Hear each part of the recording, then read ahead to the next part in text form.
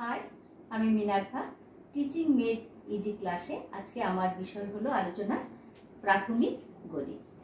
চলুন এবার আমরা পয়েন্টগুলো দেখে নিই আস্তে আস্তে। এবার আসবো গণিতের প্রাথমিক বিষয়টা নিয়ে।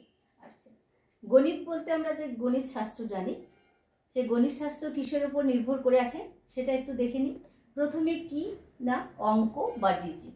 কাকে বলছে অঙ্ক বা ডিজিট? 0 থেকে 9 পর্যন্ত এই যে 10টি সাংকেতিক চিহ্ন বা মাত্রা আছে, এদেরকে বলা হয় এক একটি অঙ্ক বা ডিজিট। এদেরকে বলা হয় এক একটি অঙ্ক বা ডিজিট। আচ্ছা, এই অঙ্ক বা ডিজিট দিয়ে আমরা কি করব না, এই অঙ্ক বা ডিজিট দিয়ে আমরা কি তৈরি করব? যা তৈরি করব তাকে বলা হয় কি সংখ্যা। তাহলে এই 10টি অঙ্ক দিয়ে আমরা যা তৈরি করি বা যা তৈরি করা হয় তাকে বলা হয় কি সংখ্যা। যেমন 2 একটা এক অঙ্কের সংখ্যা, 3 এক অঙ্কের সংখ্যা। আবার দেখুন 10 হচ্ছে 2 অঙ্কের সংখ্যা। এখানে 0 একটি সংখ্যা এবং 1 একটি সংখ্যা। আবার 125 এটা 3 অঙ্কের সংখ্যা, 5 একটি সংখ্যা আলাদা, 2 একটি সংখ্যা এবং 1 একটি সংখ্যা। তাহলে এই সংখ্যাগুলো নিয়ে কি তৈরি হলো? এই অঙ্কগুলি নিয়ে কি তৈরি করলাম আমি? তাহলে সংখ্যা তৈরি করলাম। গণিতে কি প্রথমে অঙ্ক পেলাম, সাংকেতিক চিহ্ন পেলাম 10টা, তাকে দিয়ে আমরা সংখ্যা তৈরি করলাম। এবার আমাদের মনে রাখার দরকার যে এই অঙ্কগুলি কিন্তু সীমিত। এই মাত্র 10টা অঙ্ক, 0 থেকে 9 পর্যন্ত এই মাত্র 10টা অঙ্ক নিয়ে আমরা কি তৈরি করব? সংখ্যা। এবং সংখ্যাগুলো কিরকম তৈরি করব না, সেগুলো আমরা কত তৈরি করতে পারি? হাজার হাজার কোটি কোটি সংখ্যা তৈরি করতে পারি আমরা এই মাত্র এই 10টা অঙ্ক দিয়ে বা ডিজিট দিয়ে। আসুন আমি পরে এটা নিয়ে একটু আলোচনা করে নিচ্ছি। কি দেখলাম? আগে যে অঙ্কগুলি হচ্ছে সসীম, তাদের সীমা আছে, তাদেরকে আমি আর বেশি বাড়াতে পারবো না। কিন্তু যখন এই সংখ্যা তৈরি হচ্ছে এই অঙ্কগুলো দিয়ে, তখন এই সংখ্যাগুলো কি হয়ে যাচ্ছে? অসীম। যা শুরু হয় 1 থেকে আমরা কত সব অঙ্ক সংখ্যা বলতে পারি? আমরা কোটি কোটি হাজার হাজার হাজার কোটি কোটি সংখ্যা বলতে পারি। যেমন শুরু করি, কিন্তু শুরু হয় কোথা থেকে? 1 থেকে। আচ্ছা দেখুন, এখানে দেখুন 1 থেকে 9 পর্যন্ত সংখ্যাগুলো হচ্ছে 1 অঙ্কের সংখ্যা। 1 থেকে 9 পর্যন্ত সংখ্যা হচ্ছে অঙ্ক। যেমন 1 থেকে 9 পর্যন্ত যেমন মাত্রা চিহ্নগুলোকে অঙ্ক বলছি, তেমনি আবার এগুলো হচ্ছে 1 অঙ্কের সংখ্যা। এগুলো কিন্তু 1 অঙ্কের সংখ্যা বলি। আবার 1 থেকে 9 পর্যন্ত এই অঙ্কগুলো আবার সংখ্যাও, কারণ এগুলো 1 অঙ্কের সংখ্যা। 1 অঙ্কের সংখ্যা যেমন 5, 2, 3 এগুলো কি 1 অঙ্কের সংখ্যা। 10, 12 2 অঙ্কের সংখ্যা। 120 3 অঙ্কের সংখ্যা।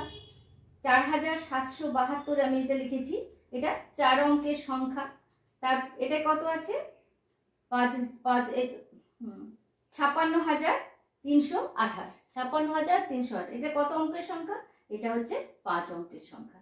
এভাবে আমরা 6 অঙ্কের, 7 অঙ্কের, 8 অঙ্কের এরকম সংখ্যাগুলো লিখতে পারি। অনেক সংখ্যা লিখতে পারি আমরা, কোটি কোটি সংখ্যা লিখতে পারি। তাহলে এই যে সংখ্যা হচ্ছে অসীম, এর কোনো সীমা নেই। এটা আমরা যত খুশি লিখতে পারি। কিন্তু অঙ্ক বা ডিজিট হচ্ছে সীমিত, এর সীমা রয়েছে। আচ্ছা, এই অঙ্কগুলো আবার কি? অঙ্ক 2 প্রকার।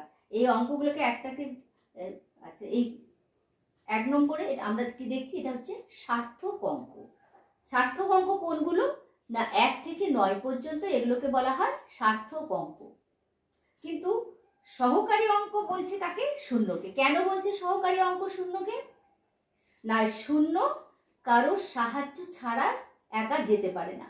কারণ শূন্যকে সহকারী অঙ্ক কেন বলা হয় না, শূন্য কখনো একা যেতে পারে না, একা কোনো সংখ্যা গঠন করতে পারে না, তাকে সবসময় অন্য কোনো অঙ্কের সাহায্য নিতে হয়।